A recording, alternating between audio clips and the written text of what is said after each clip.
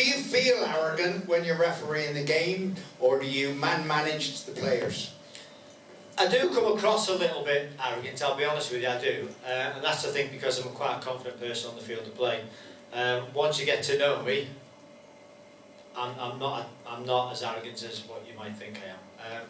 There's a little bit of arrogance in it, which I think you have to be, but it's also, I'm pretty confident when on the field of play, because if I let you guard down on the field of play, that's when the players will get one over at you. It comes across wrong, but I enjoy what I do, you see, so I kind of, because I probably enjoy doing my job, it probably comes across probably too much that I do enjoy it, as you see with the Tottenham Aston Villa clip. Over the past 20 years in the Premier League, how have you seen the increases in kind of professionalism and the structure around, I guess, being a professional referee? How's that changed?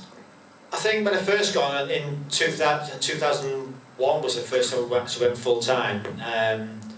That was just new because it was just a bit of a in thing to do in the whole full time referee. Great, you can just referee all the time and pack in your job and stuff. And if you could move forward, we had the introduction of the headsets have come in, the buzzer flags. We've now got the communication systems better. We've got VAR. We get driven to grounds now rather than drive because obviously some referees had issues in certain stadiums and got the cars kicked in and stuff, which is not ideal. It wasn't me, thankfully. But it's just the way it's all gone now. You know, it's more media driven now as well. Because you go back 20 years ago, it's still quite big stuff on the TV. But now, as a ref, now from all the refs on the set group, you can't walk down the street or when you go on holiday now and before someone asks you, because that's how big a profile the Premier League's become over the last 20 years. Especially over the last 5 years, has gone absolutely mental. To be fair, doesn't matter where you go at all. Someone will always know who you are when you're refereeing the Premier League. If you enjoy what you do, refereeing, do you still get the same buzz now when you walk out at Old Trafford, Emirates, places like that you got 20 years ago? Yeah, because I think, again, without, it might come across arrogant, but for being on for 20 years, I'm quite proud of still being in the same position for 20 years. And, I've got to still get the buzz when I walk out, otherwise I'll lose interest. I've still got to get myself psyched up, but I don't get myself psyched up as Roger after being in the dressing room on Tuesday till about 10 or 15 minutes before the game, because my dressing room is just like it's like a comedy club, my dressing room, because we just have a laugh and a joke and we take the mickey out of each other non-stop, even out of the delegate at times as well, but it's a two-way thing. So I'm probably the most laid-back referee in the dressing room before the game. The teams will come in, have a chat with the managers, they just know what they're going to get off me. The other one will come back in 10 minutes before kick-off, is right, the game's head on for 10 minutes. 10 minutes game head on, get out there and referee it. Obviously, Wembley's probably the biggest magical, but what's your favourite club ground to go to when you're refereeing? I'm going to sound really daft because Arsenal ain't me, but it's Arsenal. Only because of where my 500th game was last week. It is a lovely stadium, it's just a different class in the facility, but because of what happened with my 500th game, and because of the way they looked after myself, my wife, my eldest daughter, my grandson, it was just a fantasy. You know, they just looked after me, bent over backwards, put him in the director's box, but they just bent over backwards to help them out. So I can't speak highly of them now, to be fair, even though they won't win next time I ref them. So. But it was just a great day. They do look after us so well. So that's probably the best stadium. But the Tottenham Stadium now is spot on. It is brilliant. They've been there once so far. I'm looking to be going again this week when they're playing Man City. So that should be a decent afternoon, I would think. So, but there's some really nice stadiums down. There's a few more to be piped up. I think whenever there's a new stadium gets built in a few years' time, that's going to be state of the art as well. So, but all the stadiums now, they're all top stadiums. Man City QPR, Etihad Stadium. Did you realise at that point that you were involved in probably the biggest, greatest Premier League moment in history? Yeah.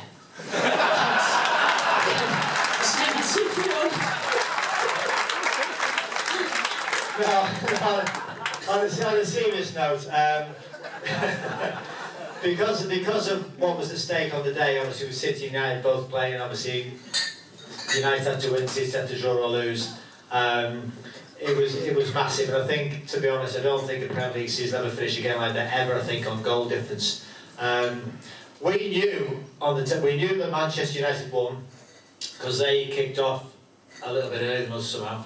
I think City come out late for second half. There was an injury second half. We finished later.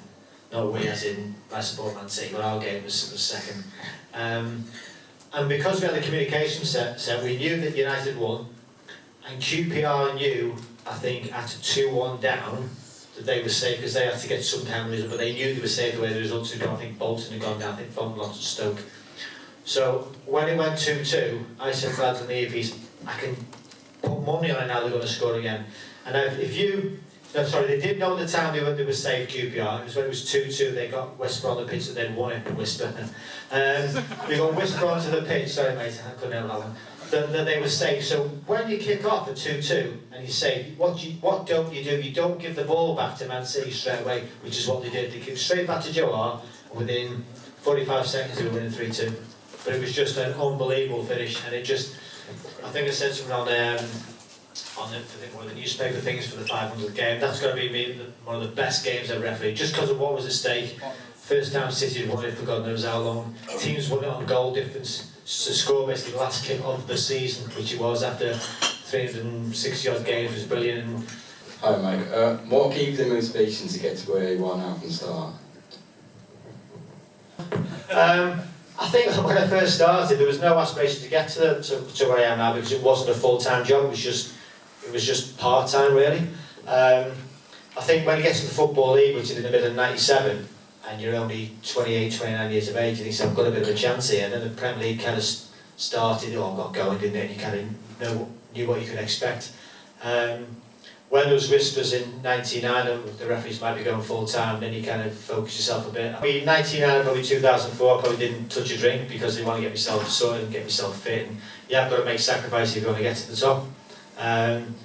People say, oh, you can still have a drink and do it. Yeah, you probably still can, but if you want to get to the top, you've got to make so many sacrifices, both socially, if you're a young lad, early 20s, late 20s, and you think Saturday night we're going out in the town, and then even if people know you're a Football League, assistant referee, Football League, referee, a conference referee, they'll know who you are, and they spot you out, you could get into some trouble.